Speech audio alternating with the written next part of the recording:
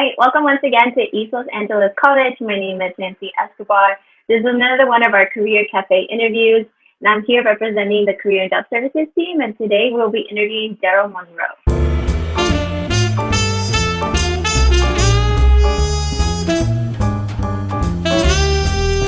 All right. Hi, Darrell. Thank you so much for joining us today. Can you tell us a little bit about your personal background and sort of what led you to the career that you're in today? Tell us a little bit about what you do. Hi, Nancy. Glad to be here.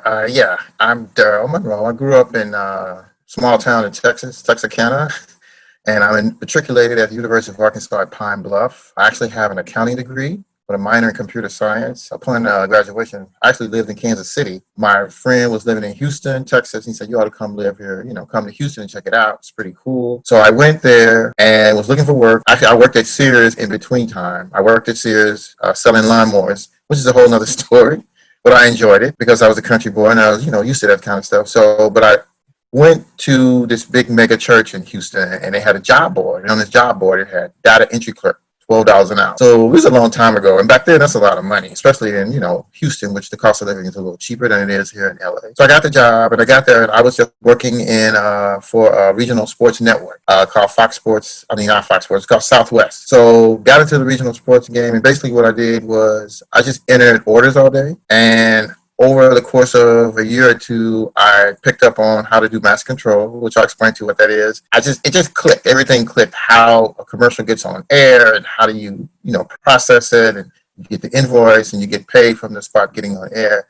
And subsequently, that experience and my work ethic led me here to LA. That's a little bit a story of my background, but I can go into details as to what I do and how I do it if you want. Yeah, go ahead.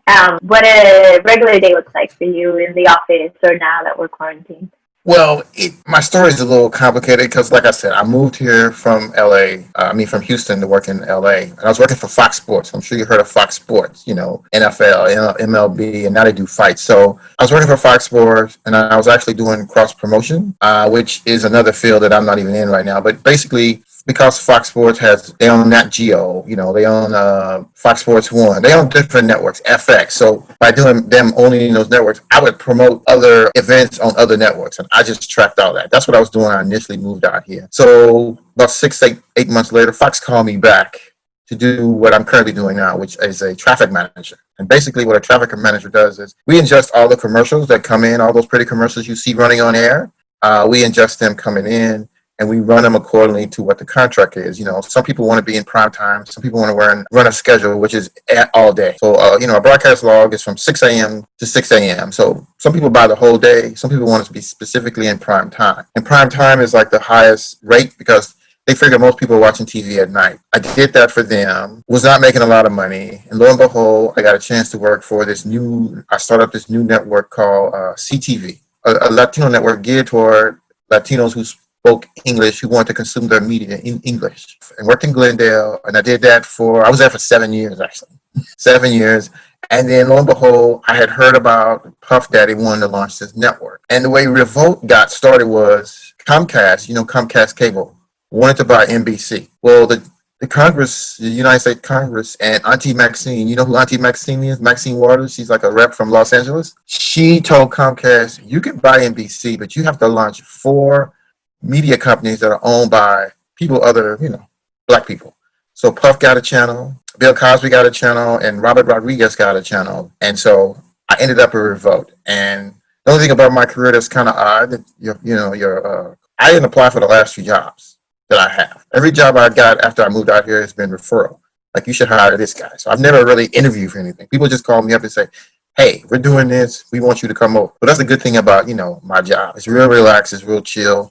Now, this job, particularly Revolt, it's different. This is the most different place I've worked with ever because I'm involved in all kind of goofy stuff. So we just closed this big deal with Nike.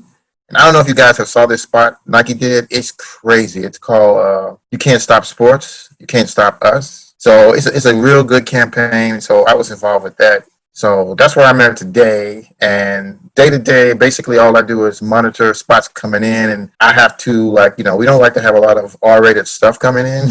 So I look out for stuff like that, stuff that's not too much, because the FCC regulates everybody. So I have to make sure we put stuff on there. It's compliant and it's not out of sorts. And I used to have two people working under me. Now I only have one. So me and her kind of manage the day to day. My bosses are in New York City, so I talk to them, once or twice a week. But my day to day is real relaxed. It's chill. Like I said, I have a laptop. Or I have my setup now in my bedroom. I have a desk, a chair, 2 monitors, so it's kind of relaxed. Thank you. And you touched on this a little bit, so I'm just gonna ask you about it. Maybe you could dive in a little bit further. But what do you enjoy most about the work that you do, and any exciting projects that you're currently working on? You mentioned the 19 but I don't know if there's more. If you want to tell us a little bit more about it, if you can.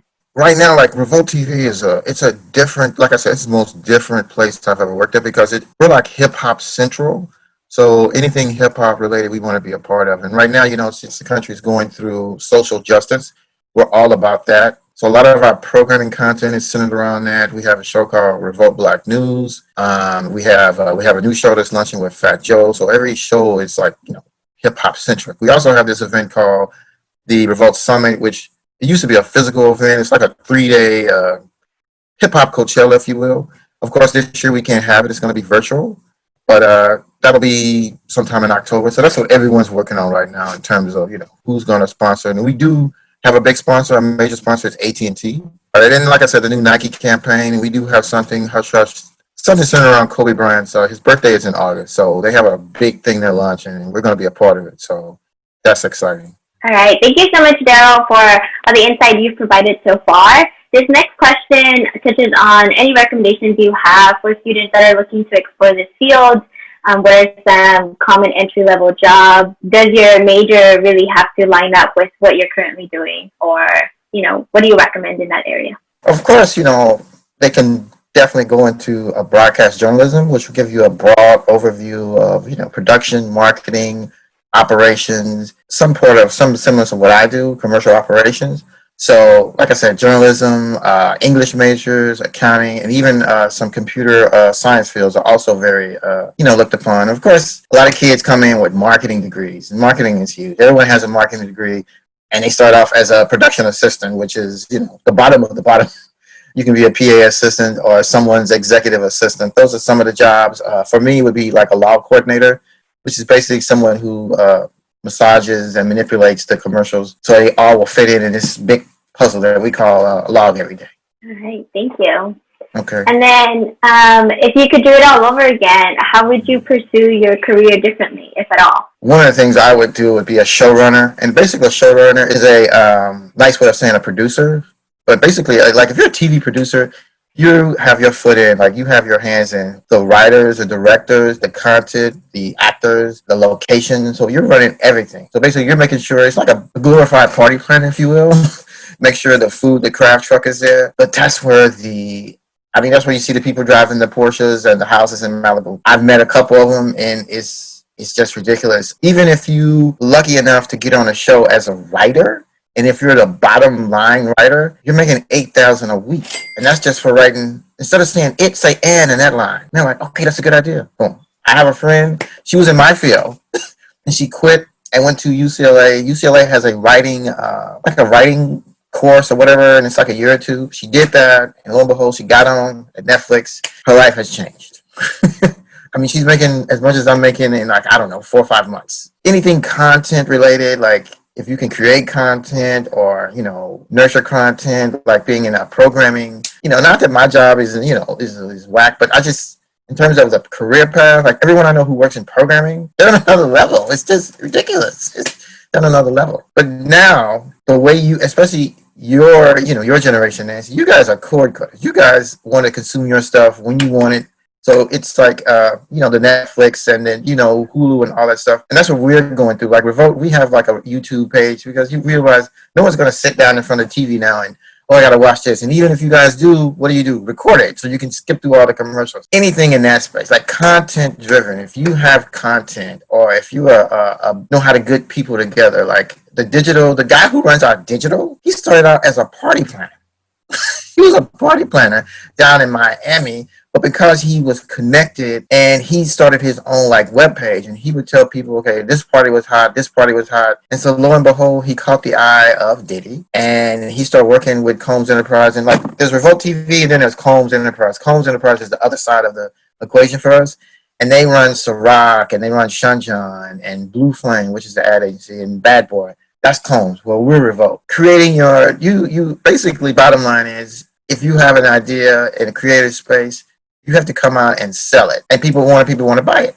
But that's what I would have gotten into if I would start over again. I would tell people that, like, dude, if you have an idea, especially like Netflix. I mean, you know, Netflix's content budget every year is $12 billion. They spend $12 billion a year to produce all those shows that you see, all those cartoons. They spend $12 billion. You know, I know a friend of a friend who has a $200 million contract with him. 200. Been to the house a couple of times, and it's just like, I can't believe people live like this. So, but yeah, I'm sorry, I'm long-winded, but I'm just very like, man, I've seen it. What the heck? That sounds amazing. Thanks so much, Darrell, for taking the time to talk to us today. Tell us a little bit more about, you know, like your industry, what you're currently doing, some exciting projects that seem to be in the mix. And we look forward to hearing more about it. Keep staying in touch with us. Oh, anytime. And maybe when this is over, this quarantine, I can come on out to East Los and, you know, meet you guys in person, because I came to Santa Monica. So, but you know, stay strong, stay safe. Wash your hands, wear a mask in public. Wear a mask in public, people. Yeah. Thanks, Darrell.